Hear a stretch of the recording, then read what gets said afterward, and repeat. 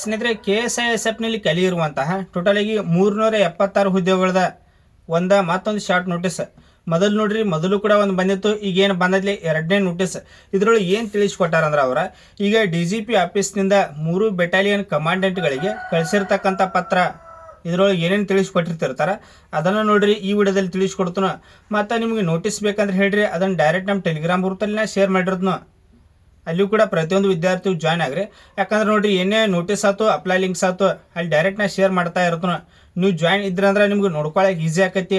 So ಇದ್ರ ಜೊತೆಗೆ ಇದಂದ್ರೆ application date start ಆಕೈತಿ, ಅದನ್ನು ಕೂಡ ಈ ವಿಡಿಯೋದಲ್ಲಿ ತಿಳಿಸ್ಕೊಡ್ತಾನೆ.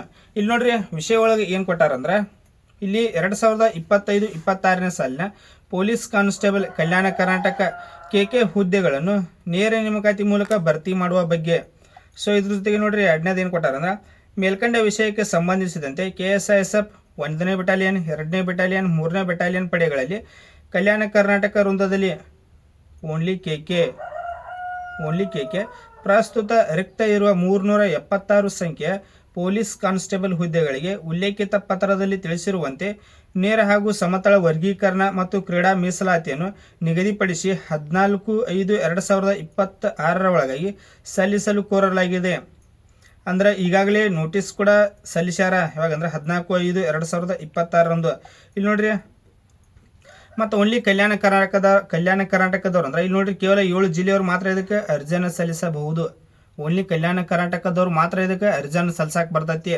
ಇಲ್ಲಿ ನೋಡ್ರಿ, ಮತ್ತೇನು ಕೊಟ್ಟಾರ ಅಂದ್ರೆ ಕಲ್ಯಾಣ ಕರ್ನಾಟಕ PC KSISF ಹುದ್ದೆಗೆ ಕಮಾಂಡೆಂಟ್ ರವರು ನೇಮಕಾತಿ ಪ್ರಾಧಿಕಾರಿಯಾಗಿರುವುದರಿಂದ ಈ ಕೆಳಕಂಡ ತಮ್ಮ ಘಟಕಗಳ ರಿಕ್ತ ಹುದ್ದೆಗಳಿಗೆ ನೇರ ಹಾಗೂ ಸಮತಳ ವರ್ಗೀಕರಣ ಮತ್ತು ಕ್ರೀಡಾ ಮೀಸಲಾತಿಯನ್ನು ನಿಗದಿಪಡಿಸಿ ಘಟಕ ಅಧಿಕಾರಿಗಳ ದೃಢೀಕರಣದೊಂದಿಗೆ 14/5/2026 ಒಳಗಾಗಿ ತಪ್ಪದೆ ಈ ಕಚೇರಿಗೆ ಸಲ್ಲಿಸಲು ಕೋರಲಾಗಿದೆ.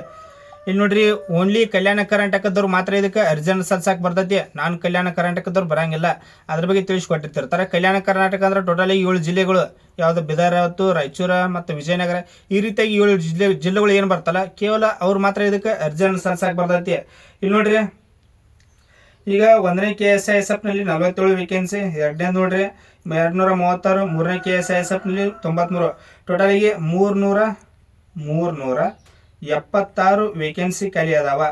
Totally 376 vacancy. ಇಲ್ಲಿ ನೋಡ್ರಿ, ಇಷ್ಟ ಇದ್ರ ಬಗ್ಗೆ ಇದ್ರೊಳಗೆ ತಿಳಿಸ್ಕೊಟ್ಟಿರ್ತಾರ. ಇಷ್ಟೇನೈತಿ ಇದ್ರ ಬಗ್ಗೆ ಮಾಹಿತಿ ಇದ್ದಿರ್ತೈತಿ. ಮತ್ತು ಎಂದು ಅಪ್ಲಿಕೇಶನ್ ಡೇಟ್ ಸ್ಟಾರ್ಟ್ ಆಗ್ಬೋದಪ್ಪ ಅಂತಂದ್ರೆ ಇನ್ನೇ ನೋಡ್ರಿ, PC ಕಾನ್ಸ್ಟೇಬಲ್ ಇದು PC ದಿನ ಏನೈತಿ ಕಾಲ್ಫಾರ್ಮ್ ಆಗಿಲ್ಲ, ಮತ್ತು ವಿಲೇಜ್ ಅಕೌಂಟ ಇವೇನು ಏನೈತಿ ಕಾಲ್ಫಾರ್ಮ್ ಆಗಿಲ್ಲ. ರೋಸ್ಟರ್ ಮತ್ತು ಕೆಟಗರೈಸ್ ವೇಕೆನ್ಸಿ ಲೆಕ್ಕ ಹಾಕಿ ನಾನು ಅಧಿಸೂಚನೆ ಮಾಡೋದು ಅಷ್ಟೇ ಇದ್ದಿರ್ತೈತಿ. ಎಂದು ಅಂಜಾದ ಎಕ್ಸೆಪ್ಟೆಡ್ ಆಗಿ ಯಾವಾಗ ಇದು ನೋಟಿಫಿಕೇಶನ್ ಆಗ್ಬೋದಪ್ಪ ಅಂತಂದ್ರೆ ಇಲ್ಲಿ ನೋಡ್ರಿ, ಮೇ ಒಳಗಂತೂ ಆಗಂಗಿಲ್ಲ, ಜೂನ್ ಮಂತ್ ಎಂಡ್ ಒಳಗೆ ಆಗ್ಬೋದು. ಜೂನ್ ಐತಿ ಲಾಸ್ಟ್ನೇ ವೀಕ್ ಒಳಗೆ ಆಗೋ ಸಾಧ್ಯತೆ ಹೆಚ್ಚೈತಿ. ನಿಮಗೇನಾದ್ರೂ ನೋಟಿಫಿಕೇಶನ್ ಆತಂದ್ರೆ ಮತ್ತೊಂದು ವಿಡಿಯೋ ಮಾಡಿ ತಿಳಿಸ್ತಾನ. ನಿಮಗೆ ಇದ್ರ ಬಗ್ಗೆ ಏನೇ ಡೌಟ್ ಇದ್ರು ಕಮೆಂಟ್ ಸೆಕ್ಷನ್ ಆಗಿರ್ತದೆ, ಕಮೆಂಟ್ ಕೂಡ ಮಾಡಿರಿ. ಇಲ್ಲಿ ನೋಡ್ರಿ, ಓನ್ಲಿ ಕಲ್ಯಾಣ ಕರ್ನಾಟಕದವ್ರು ಮಾತ್ರ ಇದಕ್ಕೆ ಅರ್ಜಿಯನ್ನು ಸಲ್ಲಿಸಬಹುದು. ಟೋಟಲ್ ಆಗಿ 7 ಜಿಲ್ಲೆಯವರು. ಇಲ್ಲಿ ನೋಡ್ರಿ, ಯಾವ ಜಿಲ್ಲೆಯವರು ಅಂದ್ರೆ ಒಂದೇದು ನೋಡ್ರಿ ಬೀದರ್, 2ನೇದು ಕಲಬುರಗಿ, ಯಾದಗಿರಿ, ರಾಯಚೂರು, ಕೊಪ್ಪಳ, ವಿಜಯನಗರ ಮತ್ತು ಬಳ್ಳಾರಿ. ಟೋಟಲ್ ಆಗಿ 7 ಜಿಲ್ಲೆಯವರು ಮಾತ್ರ ಇದಕ್ಕೆ ಅರ್ಜಿಯನ್ನು ಸಲ್ಲಿಸಕ್ಕೆ ಬರ್ತೈತಿ. ಓನ್ಲಿ ಕಲ್ಯಾಣ ಕರ್ನಾಟಕ ವೃಂದದ ಹುದ್ದೆಗಳು. ಇದ್ರ ಬಗ್ಗೆ ನಿಮ್ಗೆ ಏನೇ ಡೌಟ್ ಇತ್ತಂದ್ರೆ ಕಮೆಂಟ್ ಸೆಕ್ಷನ್ ಆಗಿರೋದನ್ನು ಕಮೆಂಟ್ ಕೂಡ ಮಾಡಿರಿ. ಮತ್ತು ಅಪ್ಲಿಕೇಶನ್ ಸ್ಟಾರ್ಟ್ ಆತರ ಮತ್ತೊಂದು ಡೀಟೇಲಾಗಿ ವಿಡಿಯೋ ಮಾಡಿ ತಿಳಿಸ್ತಾನೆ. ಅಪ್ಲಿಕೇಶನ್ ಯಾರೆಲ್ಲ ಹಾಕ್ಬೋದು, ಸೆಲೆಕ್ಷನ್ ಪ್ರೊಸೆಸ್ ಯಾವ ರೀತಿಯಾಗಿ ಇದ್ದಿರ್ತೈತಿ, ಡೀಟೇಲ್ಡಾಗಿ ವಿಡಿಯೋ ಮಾಡಿ ತಿಳಿಸ್ತಾನೆ. ಅದಕ್ಕಾಗಿ ನೋಡ್ರಿ, ಪ್ರತಿಯೊಂದು ವಿದ್ಯಾರ್ಥಿ ಮಾಡಿರಿ ಚಾನಲ್ ಸಬ್ಸ್ಕ್ರೈಬ್ ಮಾಡಿ ಇಟ್ಕೋತ ಬರ್ರಿ. ಯಾಕಂದ್ರೆ ಏನೇ ಜಾಬ್ಸ್ ನೋಟಿಫಿಕೇಶನ್ ಕಾಲ್ಫಾರ್ ಮಾಡಿದ್ರೆ ನಿಮ್ಗೆ ಇಮಿಡಿಯೇಟಾಗಿ ವಿಡಿಯೋ ಮಾಡಿ ತಿಳಿಸ್ತಾ ಇರ್ತನು. Thanks for watching. ಜೈ ಹಿಂದ್.